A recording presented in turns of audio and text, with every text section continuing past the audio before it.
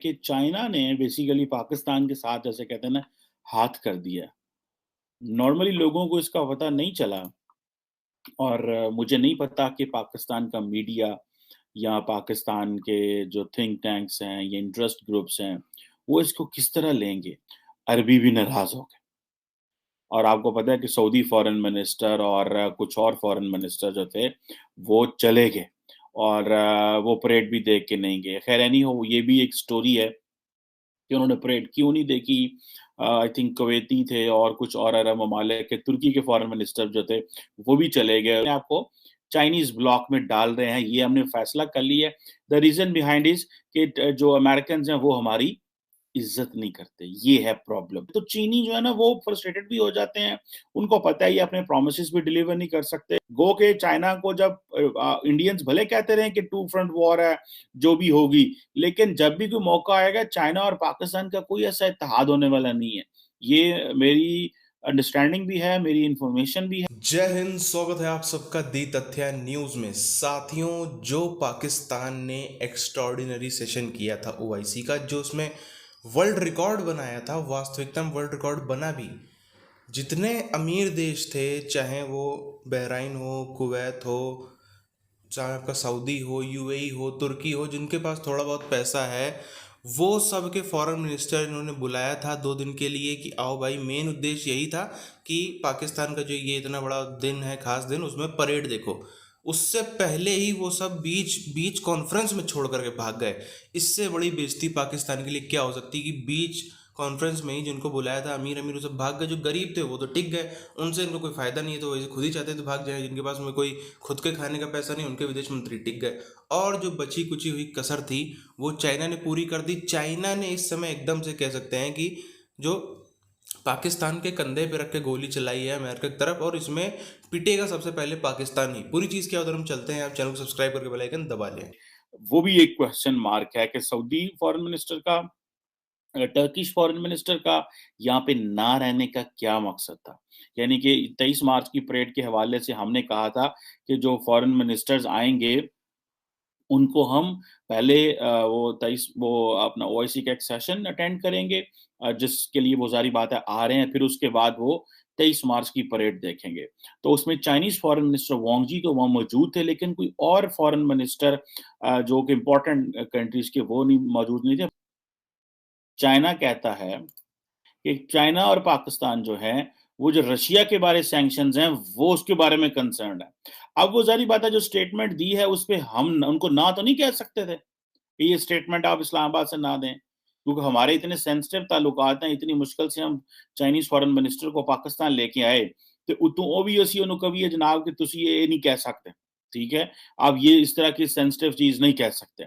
जो मैंने क्रक्स निकाला और जो मैंने एक डिडक्ट किया, वो बेसिकली यही था कि ये एक हमें हमारे बारे में तासुर है कि अब हम चाइनीज़ ब्लॉक का हिस्सा हैं। गो कि हम कहते रहे हम किसी ब्लॉक का हिस्सा नहीं, फॉरेन मिनिस्टर कुरैशी ने कहा हम जो है वो किसी ब्लॉक का हिस्सा नहीं है, लेकिन मेरा ख़्याल है हम अपने आप को चाइनीज़ ब्लॉक में डाल रहे हैं, ये हमने फैसला कर लिया है।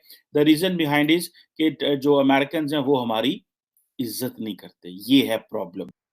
ओबामा एडमिनिस्ट्रेशन हो, बुश एडमिनिस्ट्रेशन हो, ट्रम्प एडमिनिस्ट्रेशन हो या बाइडेन एडमिनिस्ट्रेशन हो, सबने इंडिया को ट्रांसफ़र किया, टेक्नोलॉजी ट्रांसफ़र की, कैपेसिटी बिल्डिंग की, एक अच्छा स्ट्रेटेजिक पार्टनरशिप रखा।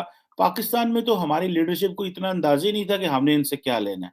हम तो पहले हमारा प्रॉब्लम ये था कि हमारा तो बजट पूरा नहीं होता था, तो वो बजट पे जो हम चीज़ें लगाते थे, वो सारी वहीं से चलती थी। अगर वो डेवलपमेंट फंड्स लेने हैं या वो कहीं से अगर फाइनेंशियली मामलात खराब हो, मुझे लग रहा है कि हमें बैलेंस करना नहीं आ रहा। हमारे पास हम फ्रस्ट्रेटेड हैं, ये एक फ्रस्ट्रेशन है। अब हम चाइना के कहने पे हम रशिया के साथ चले जाएँगे और चाइनीज़ फिर आपको पता है थका देते हैं।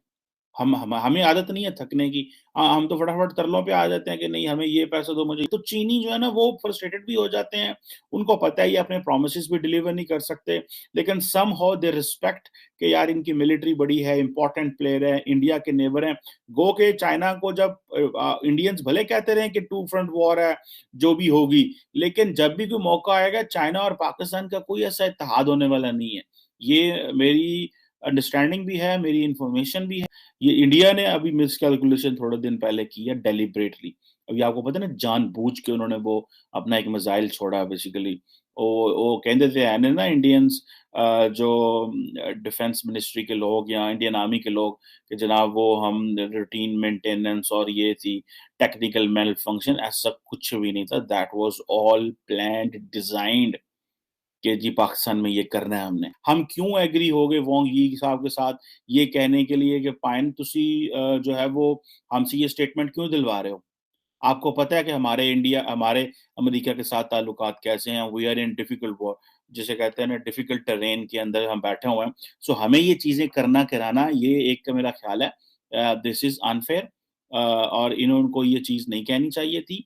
हमें ये फँसा सकते हैं। हमें इस चीज़ को इंतहाई केयरफुली देखना चाहिए। हुकूमत पाकिस्तान को और गवर्नमेंट ऑफ पाकिस्तान को इस पे काम करना चाहिए कि हमें, और फॉरेन ऑफिस को इस पे काम करना चाहिए कि चाइनीज़ फॉरेन मिनिस्टर अगर पाकिस्तान आ गया, तो इसका मतलब ये नहीं कि जो वो कहें हम कह दें। और वो देखें, वो चाइनीज़ फॉरेन मिनिस्टर आके अपनी मर्ज़ी की स्टेटमेंट लेके चला गया और उन्होंने आके मुस्लिम उम्मा को भी खिताब करके चले गए। तो ये सऊदीज़ को भी बड़ी परेशानी है इस हवाले से कि ये क्या हुआ है, ये कैसे हुआ? इसीलिए वो परेड देखे बगैर ही शायद चले गए हैं, गुस्से में चले गए हैं, या वो जितने भी मसरूफ़ हों। लेकिन अगर पाकिस्तान ने, ये कैसे मुमकिन है कि पाकिस्तान उन्हें ना कहा हो कि आप परेड ना देख के जाएँ? So why they left it? तो ये, और बल्कि सऊदी जो आर्मी है उनका तो एक दस्ता भी यहाँ पे मौजूद था। मैं रात को परेड देख रहा था। रात को यानी कि इधर अमेरिका में तो रात ही थी, पाकिस्तान में उस वक़्त सुबह था। साथियों, पूरी दुनिया में हमने कभी नहीं सुना कि जिस तरीके से किसी देश ने, जो कि मेज़बान देश हो, जो कि होस्ट कंट्री हो, उसने इतना गाना गाया हो, इतना चीखा चिल्लाया हो कि मैंने इतना बड़ा इवेंट कर दिया, मैं तो इसमें ये होगा, पूरी हम मुस्लिम दुनिया को यूनाइट करेंगे, इतना बड़ा यूनियन बनाएंगे, पूरी अमेरिका को नाक रगड़वा देंगे, इसको देख लेंगे, उसको देख लेंगे, सब कहा। हुआ क्या आखिरी में? पहले तो इनके जो चीफ गेस्ट लोग थे, आने से मना कर दिया। विदेश मंत्री आए थे कई देशों के, जिसमें कई अमीर देश भी थे, लेकिन बीच में ही छोड़ करके चले गए।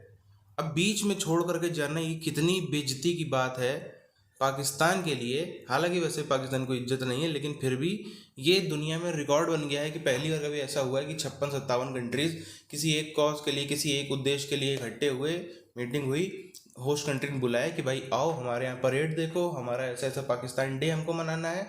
और उसी में पाकिस्तान डे की परेड देखने से पहले ही वो सब भाग गए।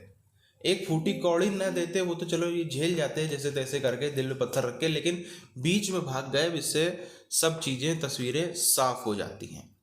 और इसी के साथ साथ में हम देखें जो चाइना ने खेल किया है, चाइना ने बिल्कुल हम कह सकते हैं कि पाकिस्तान को लात मार के हम कह सकते हैं कि कुर्बानी के लिए छोड़ दिया है। बिल्कुल एकदम कुर्बान होने की स्थिति में पाकिस्तान पहुंच गया है कि चाइना के फॉरेन मिनिस्टर ने, जैसा आपने सुना भी, क्या कहा है कि चाइना और पाकिस्तान विरोध करते हैं।